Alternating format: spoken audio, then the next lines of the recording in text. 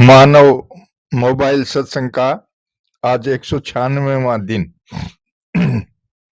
आज का प्रसंग है त्याग से सुख की प्राप्ति।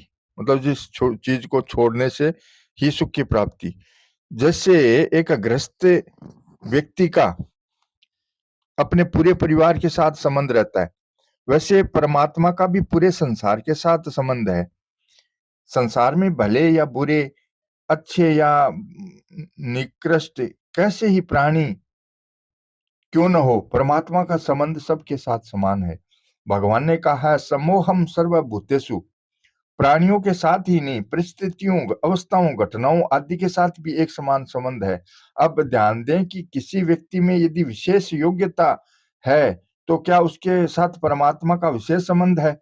नहीं, उसमें जो विशेषता प्रतीत दिखाई देती है वह सांसारिक दृष्टि से ही है।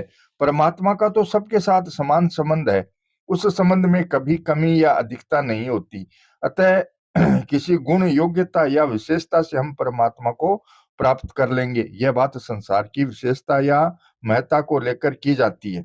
यदि संसार से विमुख होकर देखें तो सबके सब परमात्मा को प्राप्त करने के अधिकारी हैं।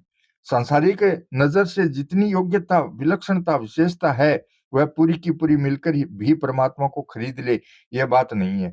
भगवान ने कहा है ना हम वेदेर न तपसा न दाने न चेज्या, मैं न वेदों से, न तप से, न दान से और न यज्ञ से ही देखा जा सकता हूँ। बड़ा भारी उग्र तप किया जाए उससे भी भगवान पकड़ में नहीं आते। न तपो भीरुग्रे, तो भगवान पकड़ में कैसे आते हैं? त्याग से।